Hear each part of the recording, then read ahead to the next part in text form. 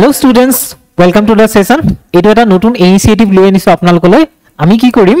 je amar ji mock test hoise he mock test or jikhini polity related question ase he polity Indian polity related question khini yat ami discuss korim. Thik ase? So apnalokor jehetu APSC prelims ahi ase ba UPSC prelims ahi ase to etu ensure korok je ei question khini joriyate ami jikhini details discuss korim aru he decision khini pura discussion khini pura apnalokor iman benefit hoy jate apnalokor eta question polity bhul na jay. Thik ase? Indian polity jate eta question bhul na jay. Aru bihekke eta kotha ko jetia apnaloke mock test die no ji mock test ni diok mock test dile ki koribo lage mock test or jikhini explanation ase na he explanation part to bhalkoi study koribo lage aru পারিলে এই মক টেস্টৰ explanation বিলাকৰ কবাত যদি আপুনি video পাই তেতিয়া এটো কাৰণে চাব লাগে যে কি হ'ব যদি আমি মক টেষ্টত এটা কোৱেশ্চন সলভ কৰো হয় না কিন্তু সেই কোৱেশ্চনটোৰ লগত যিখিনি আমি এক্সপ্লেনেশন পঢ়ো বা যিখিনি আমি তাৰ যদি কিবা ডিটেইল ডিসকাশন এটা শুনো না তেতিয়া সেই কোৱেশ্চনটোৰ লগতে কিবাটাও কোৱেশ্চনৰ কাৰণে আমি অলৰেডি ৰেডি হৈ যাও কাৰণ আমি বহুতখিনি ডিটেইলছ তাত পাই যাও যেতিয়া বেলেগ বেলেগ কে কোৱেশ্চন তাহে সেম টপিকৰ ওপৰত সুধিলো আমি তাক এনসাৰ কৰিব পাৰো ঠিক আছে So, yet first question to say consider the following statements. The Supreme Court at Calcutta was established by the Regulating Act of 1773. Okay, now tell me, is this statement is correct? Okay, the first statement is correct by 1773 Regulating Act Calcutta at Calcutta Supreme Court was established. Okay, ki hoisile je 1773 agode মানে আমাৰ east India company বহুত profitable আছিল আৰু বছৰি মানে 4 লাখ পাউন্ডছ মান পইচা revenue কাক ব্ৰিটিছ গভৰ্ণমেণ্টক দিছিলে কিন্তু লাহে লাহে বিভিন্ন কাৰণত লাগিলক বেংগল ফেমাইনৰ কথা ক'ব পাৰি বা হাইড্ৰালিৰ লগত যি তেওঁলোকৰ ওৱাৰ হৈছিল তাৰ কথা ক'ব পাৰি বা আমাৰ যি টি ট্ৰেডৰ তেওঁলোকৰ লোকসান হৈছিল তাৰ ক্ষেত্ৰতে হওক বা কি হৈছে ইষ্ট ইন্ডিয়া কোম্পানী বিজনেছ বেয়া হৈ গৈ থাকিল আৰু লাষ্টত গৈ পেলাই এই 1772 তেওঁলোকে ব্ৰিটিছ গভৰ্ণমেণ্টৰ পৰা পইচা ধাৰ ল'ব লগা হ'ল আৰু তেতিয়া ভাবিলে ব্ৰিটিছ গভৰ্ণমেণ্টে আমাৰ ইমান প্ৰফিটেবল কোম্পানী এটাক আমি কি কৰিব লাগিব ভালকৈ ৰেগুলেট কৰিব লাগিব আৰু হেতু কাৰণে কি কৰিলে 1773 ৰেগুলেটিং এক্ট খন আনিলে আৰু এই এক্টে মানে সুপ্ৰিম কোৰ্ট এস্টাব্লিশ কৰাৰ পৰি বহুতখিনি নিউ ইনিচিয়েটিভ লৈছিলে যেনেকৈ জি গভৰ্ণৰ জেনেৰেল মানে বেংগলৰ যিজন জেনেৰেল আছিলে গভৰ্ণৰজনক কি গভৰ্ণৰ জেনেৰেল অফ বেংগল কৰি দিয়া হৈছিল তেওঁ প্ৰথমে গভৰ্ণৰ আছিলে কিন্তু এটা গভৰ্ণৰ জেনেৰেল অফ বেংগল কৰি দিলে আৰু যি আমাৰ গভৰ্ণৰ মাদ্ৰাজ আৰু বম্বেত আছিলে তেওঁলোকক তেওঁ মানে গভৰ্ণৰ জেনেৰেল অফ বেংগলৰ সাবঅৰ্ডিনেট কৰি দিয়া গৈছিল ঠিক আছে So, yet jitu statement is a first statement to edu correct hoy karon apnar ji amar Fort William ase na Kolkata Fort William ki kora asile Supreme Court establish kora goisile aru hetu khomot Supreme Court er ejon Chief Justice aru tinjon judge asile aru first Chief Justice is Elijah Impey thik ase Elijah Impey titia first Chief Justice asil mon rakhibo So, this statement is correct. Next one is the jurisdiction of the Supreme Court was outlined by the Pitt's India Act. Okay, Pitt's India Act or dara ki kora goisile jurisdiction of Supreme Court or jurisdiction to outline kora goisile. Kintu a statement to bhul kihor karone jetia Supreme Court of at Calcutta was established under 1773 he mane ki korisil jetia establish korisil tetia mane ki korisile ইয়াৰ কৈছিলে যে ইয়াৰ জুৰিডিকশন কোন কোন আহিব বিহাৰ বেংগল আৰু ওড়িশাৰ প্ৰথম কলেজে গোটেই মানুহখিনি আহিব কিন্তু পিছত কলেজে ব্ৰিটিছ ৰেসিডেন্টস বা যিখিনি কোম্পানীৰ ধৰক তাত এমপ্লয়িজ আছে ব্ৰিটিছ এমপ্লয়িজ বিলাক আছে তেওঁলোকে কি কৰিব ইয়াৰ আন্ডাৰত আহিব ঠিক আছে কিন্তু আপোনাৰ এই পিটছ ইণ্ডিয়া এক্ট আহাৰ আগতে 1781 ত আপোনাৰ এক্ট অফ সেটেলমেন্ট আনা গৈছিল এক্ট অফ সেটেলমেন্ট একচুয়ালি কি হৈছিল যেতিয়া আমাৰ সুপ্ৰিম কোৰ্ট গঠন কৰিলে সুপ্ৰিম কোৰ্ট গঠন কৰাৰ পিছত হেতু সময়ত মানে আমাৰ সুপ্ৰিম কোৰ্টৰ চিফ জাস্টিস আৰু আমাৰ যি গভৰ্ণৰ জেনেৰেল তেওঁলোকৰ মাজত মানে কি হৈছিল কনফ্লিক্ট হৈছিল বিভিন্ন ক্ষেত্ৰত কনফ্লিক্ট হৈছিল আৰু কান দুইজনে নিজকে ওপৰত বুলি ভাবিব বিচাৰে সুপ্ৰিম বুলি ভাবিব বিচাৰে আৰু সেই যেটো কনফ্লিক্টটো আপোনাৰ গবলে ব্ৰিটেনো পাইছিলগে ঠিক আছে আৰু তেতিয়া ব্ৰিটেনৰ যি হাউস অফ কমনস আছে লোৱাৰ হাউস তাত মানে কি কৰিলে টাচেট কমিটি বুলি এখন কমিটি গঠন কৰিলে আৰু সেই কমিটিৰ ৰিকমেন্ডেশন মতে কি কৰিলে এক্ট অফ সেটেলমেন্ট 1781 ত লৈ আনা গৈছিল আৰু এই এক্ট অফ সেটেলমেন্টৰ দ্বাৰা কি কৰিছিল জানেনে যে আমাৰ যিখিনি ৰেভিনিউ মেটাৰ্স আছে না সেই ৰেভিনিউ মেটাৰ্স বিলাকৰ ক্ষেত্ৰত সুপ্ৰিম কোৰ্টে একো মাত দিব নোৱাৰিব ঠিক আছে সুপ্ৰিম কোৰ্টৰ জুৰিসডিকশন নাথাকিব আৰু সুপ্ৰিম কোৰ্টক এডু কলে যে ইন্ডিয়ান মানুহখিনি ইন্ডিয়ান নেটিভ খিনিক যেতিয়া ট্ৰায়াল কৰিব নহয় তেতিয়া ইন্ডিয়ান নেটিভ খিনিৰ যিবিলাক তেওঁলোকৰ নিজা পাৰ্সোনাল লজ আছে যেনেকৈ হিন্দু ল আছিল মুসলিম ল আছিল সেইবিলাক যাতে কি নকৰে ভায়োলেট নকৰে বা সেইবিলাক মানি চলে ঠিক আছে সো আমাৰ 2 নম্বৰ স্টেটমেন্টটো কি হৈছে wrong next আছে the federal court was established as per the provisions of the Montego Chelmsford reform Montego Chelmsford reform কেতিয়া আনা গৈছিলে 1919 okay 1990 Montego Chelmsford reform আনা গৈছিলে আৰু Montego Chelmsford reformৰ দ্বাৰা কি কৰা বুলি কৈছিলে federal court বনোৱা গৈছিলে কিন্তু this statement is wrong because the federal court was established in 1937 under the government of India act of 1935 okay so this statement is wrong now the only statement that is correct is on A only one the correct option is A clear so see the statement 1 is correct the regulating act ki korisile amar he apnar ki korisile supreme court to establish korisile aru yat apnar criminal aru civil duita jurisdiction asil ei bostu mor rakhibo kan question or ketiba eneko put kor dibo pare je okol civil jurisdiction asil ba okol criminal jurisdiction asil boli kob pare to statement 2 to ki hoise incorrect thik ase Pitt India Act 1784 dara yat ki kora nasile outline kora nasile clear then statement 3 is also incorrect because ki 1935 er jikon government of India act asil khei actor dara he federal court to গঠন কৰিছিলে clear hobo next question which of the following statement regarding the government of India act 1858 is are correct okay eta kuntu statement correct hai government of India act or khetrat so the first statement is it is also known as the act of good government of India actually ki hoisile 1858 or agote ki hoisile 1857 ot sepoy mutiny hoisile aru sepoy mutiny bibhinno karanot hoisil because jibilak amar artisans asil peasants asil teoluk ki asile teoluke mane Britishor administration ba Britishor governance or karone ki asile teoluk মানে happy নাছিল আৰু তেওঁলোকে তাৰ এগেইনষ্টত revolt কৰিছিলে বা আমাৰ যিবিলাক সেপয়স আছিল ইন্ডিয়ান সেপয়স বিলাক আছিল ব্ৰিটিছ ইন্ডিয়ান আৰ্মিত কাম কৰা ইন্ডিয়ান সিপাহী বিলাক আছিল বা কিছুমান ইন্ডিয়ান ৰুলাৰ্স বিলাকেও কি কৰিছিলে সেপয় মিউটিনিত সেই সিপাহী বিলাকৰ লগত যোগ দিছিল কাৰণ আমি নানা ধৰিলক আমি টান্টিয়া টপি কথা কম পাৰো ঠিক আছে বা আমি আপোনাৰ ঝাঁসী ৰাণী লক্ষ্মী বাইৰ কথা কব পাৰো বেগম হযৰত মহলৰ কথা কব পাৰো ঠিক আছে আমাৰ বাহাদুৰ শাহ জাফৰৰ কথা কব পাৰো সো তেওঁলোকে কি কৰিছিলে ইয়াত যোগদান কৰিছিলে আৰু তাৰ পিছতে যেতিয়া আমাৰ 1858 ৰ এই আইনখন আনা গৈছিলে এই আইনখনত জাস্ট এডুকেটে লিখা গৈছিলে act of good government of India যাতে কি কৰিব ইন্ডিয়ান মানুহখিনিক ম্যানিপুলেট কৰিব কিন্তু আইনখনৰ অফিচিয়েল নেম আছিল government of India act 1858 so this statement is correct okay next one is the act abolished the East India Company and transferred power to the crown okay this statement is also correct because by the act 1858 actually what they did the company took over the power of administration of India in their own hand from the East India Company okay that's why this statement is also correct next one is the act created the position of Secretary of State for India who was responsible to the British Parliament edu khosa hoy actually he act khonor dara agote je court of directors ba board of control asil court of directors e ki kam korisile court of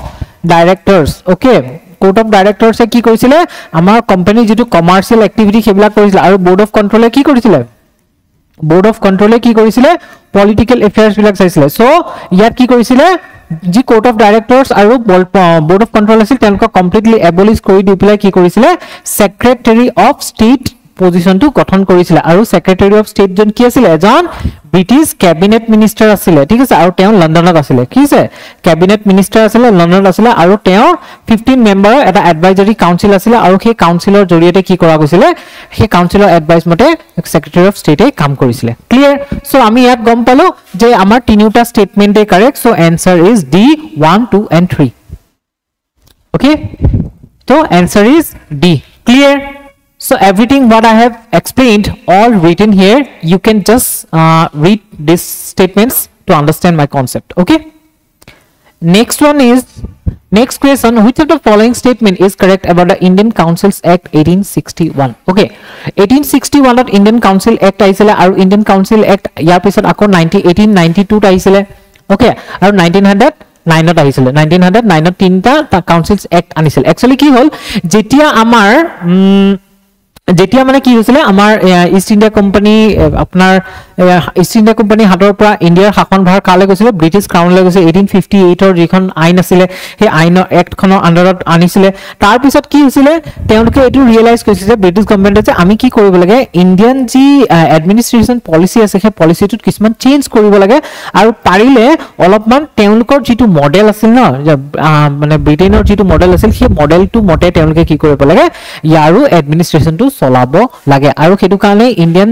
মানে 1861 ৰ পৰা যি council act আনিছিল ইয়াত কি কৰিছিল ইয়াত আপোনাৰ মানে গভৰ্ণৰ জেনেৰেলৰ হেতু সময় গভৰ্ণৰ জেনেৰেলক ভাইসৰয় বুলি চেঞ্জ কৰিছিল ন 1858 ত আপোনাৰ নামটো সো গভৰ্ণৰ জেনেৰেল বা ভাইসৰয় আন্ডাৰ যি এক্সিকিউটিভ কাউন্সিল আছিল তাৰ উপৰিও কি আছিল লেজিসলেটিভ কাউন্সিল আছিল আৰু লেজিসলেটিভ কাউন্সিলৰ মেম্বাৰ বিলাকৰ সংখ্যা বিলাক ক্ৰমান্বয়ে কি কৰিছিল তেওঁলোকে ইনক্ৰিজ কৰি গৈ আছিল সো ইয়াত কি দিছে it abolish the East India Company so this statement is wrong because just now we read that the abolition of East India Company took place under the Act 1858, not under the Act 1861. Okay, this statement is wrong. Next one is it recognized the portfolio system started by Lord Canning. Okay, Lord Canning or কি কৰিছিল portfolio system মানে start কৰিছিল portfolio system তো কেনেকুৱা যে বৰ্তমান যে আমাৰ কি আছে মিনিষ্টাৰ বিলাকৰ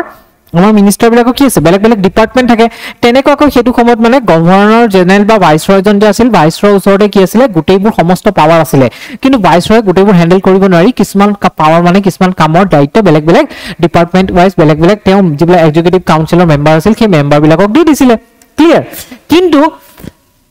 কিন্তু এটো আপোনাৰ অফিচিয়ালি এস্টাবলিশ নাছিল কিন্তু 1861 ৰ যিখন council of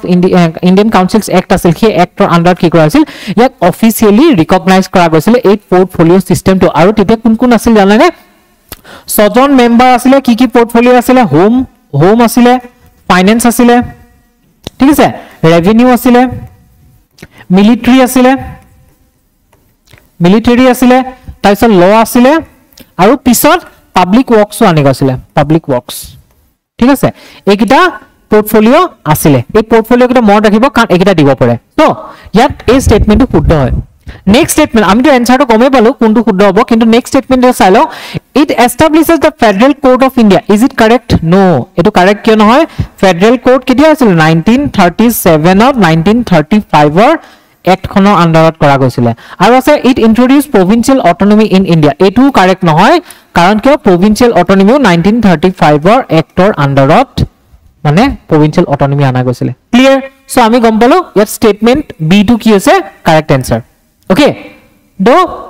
Indian Councils Act 1861 was significant legislative reform introduced during British rule. It recognized the portfolio system initiated by Lord Canning. Our portfolio gida ki asile soda asile moi kolu higida mod rakhibo thik ase next ase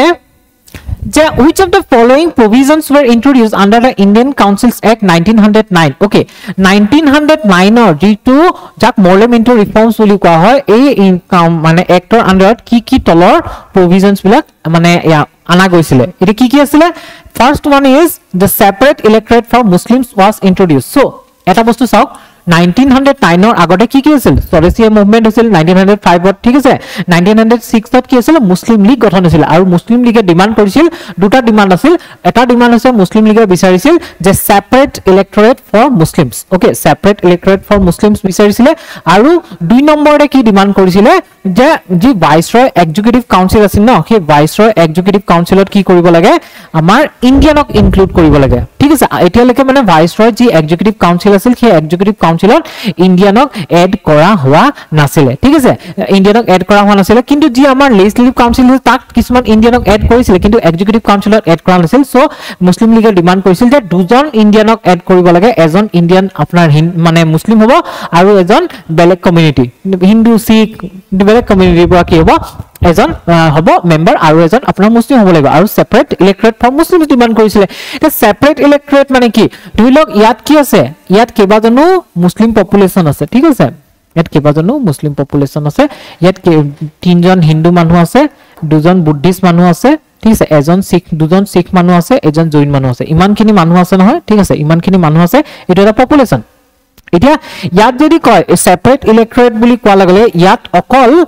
মুসলিম ক্যান্ডিডেটে ইলেকশনত খাৰা হ'ব পাৰিব এই বাকিখিনিয়ে কি কৰিব নোৱাৰিব খাৰা হ'ব নোৱাৰিব ওকে আৰু এও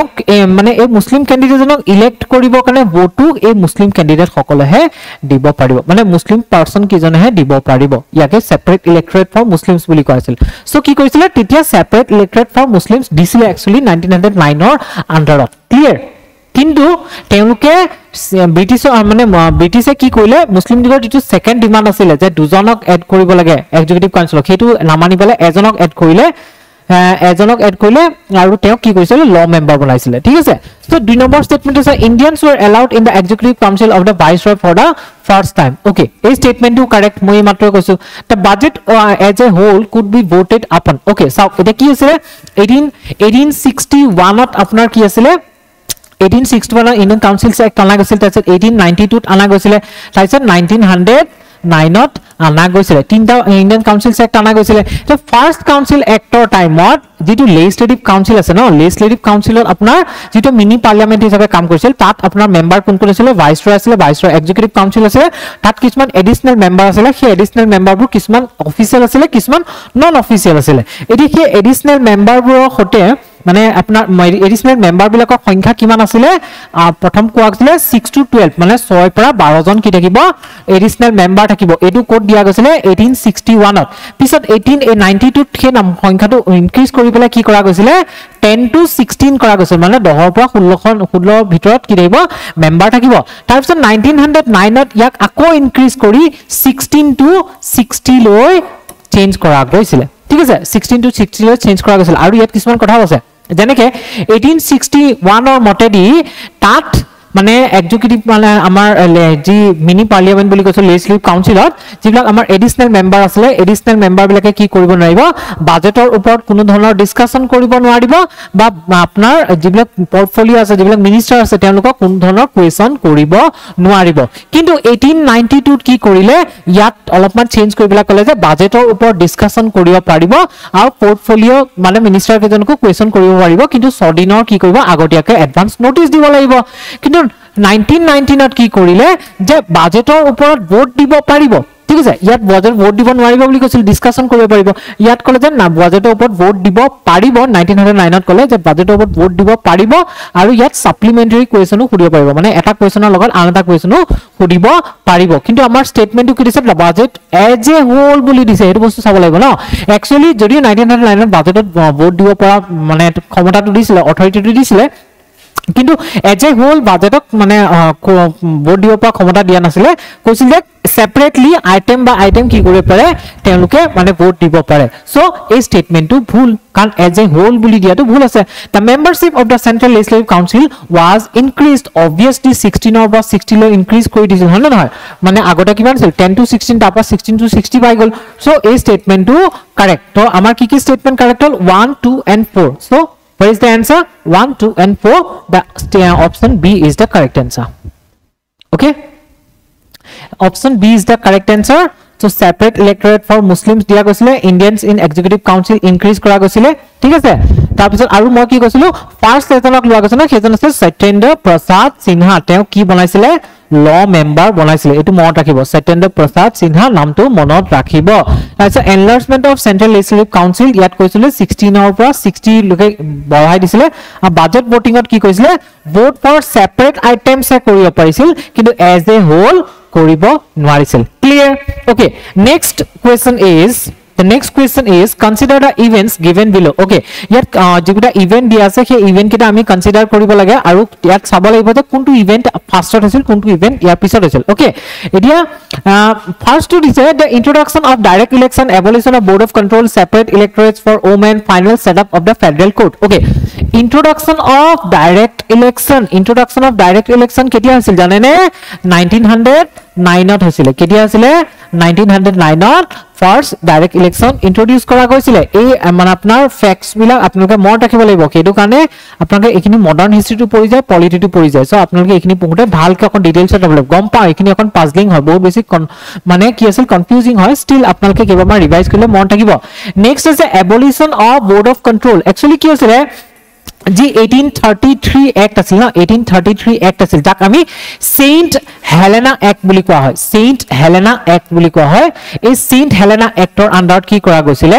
ব্ৰিটিছ গভৰ্ণমেণ্টে কি কৈছিল আমাৰ ইষ্ট ইণ্ডিয়া কোম্পানী যেটো মনোপলি আছিল মনোপলি ইন ট্ৰেড আছিল সেই ট্ৰেডটো কমপ্লিটলি খতম কৰি দিছিল আৰু ব্ৰিটিছৰ আন্ডাৰত মানে আপোনাৰ কি কৈছিল ট্ৰেডটো খতম কৰি দিয়া কাৰণে তাৰ পৰা যি আপোনাৰ কোৰ্ট অফ ডাইৰেক্টৰ আছিল তেওঁলোকৰ কি নাছিল কাম নোহোৱা হৈ গৈছিল ঠিক আছে এটা চাওক ইয়াত কি কৰিছিল বোৰ্ড অফ কন্ট্ৰোলটোক এবলিশ কৰি দিয়া গৈছিল ক্লিয়াৰ ইট নেক্সট আছে সেপাৰেট ইলেক্টৰেটস ফৰ ওমেন ওকে এটা এটু কিটা কৰিছিল 1833 ত কৰিছিল নেক্সট আছে separate ইলেক্টৰেটস for women separate electorate for women কেতিয়া দিয়া গৈছিল 1935 ৰ যি গভৰ্ণমেণ্ট অফ ইণ্ডিয়া এক্ট আছিল ইয়াৰ আন্ডাৰত আপোনাৰ Sikh Anglo Indians women liver এক সবলকে কি হৈছে সেপাৰেট ইলেক্টৰেট দিয়া গৈছিল আৰু যেটো আছে ফেডাৰেল কোৰ্ট সেটআপ কৰা এটু কেতিয়া গৈছিল 1937 ত কৰিছিল সো আমি যদি ইয়াত চাও ফাৰ্স্ট কোনটো আহিব লাগে 2 টু ফাৰ্স্ট আহিব লাগে সেকেন্ডত কোনটো আহিব লাগে 1999 টু সো থাৰ্ডত কোনটো আহিব লাগে আপোনাৰ 3 টু তাৰপিছত ফোৰ্থত কোনটো আহিব লাগে 4 টু সো 2134 মানে answer is B okay so 2134 answer is B so abolition of Board of Control केতিয়া আছিল 1833 गवर्नमेंट ऑफ इंडिया एक्टर द्वारा কৰা গৈছিল এটা আছে ইন্ট্ৰোডাকশন ডাইৰেক্ট ইলেকশন কেতিয়া 1999 ৰ যেটো মৰ্লেমেন্টৰ ৰিফৰ্মস বুলি কোৱা হয় ইন্ডিয়ান কাউন্সিল সেক্টৰ দ্বাৰা কৰিছিল সেপাৰেট ইলেক্টৰেট ফৰ ওমেন 1935 ৰ দিয়া গৈছিল আৰু ফেডাৰেল কোৰ্ট সেটআপ কেতিয়া কৰা গৈছিল 1937 ত কৰা গৈছিল ঠিক আছে তো আজিলে আমি এই পাঁচটা কোৱেশ্চন ডিসকাস কৰিলো বহুত বেছি কৰিলেও কি হ'ব বস্তুবোৰ কনফিউজিং হৈ যাব আৰু আমি মনত নাথাকিব সো আমি সৰু সৰুকে কেৰমান কোৱেশ্চন ডিসকাস কৰি যাও যাতে আমাৰ কি হয় অতি সোনকালে গুটেখিনি কভাৰ হৈ যায় ঠিক আছে সো ইমানখিনি ডিসকাস কৰিলো तो नेक्स्ट आमी नेक्स्ट वीडियो आरो 5টা তেনেকে ডিসকাস কৰিম তো আজিলে ইমানখিনি थैंक यू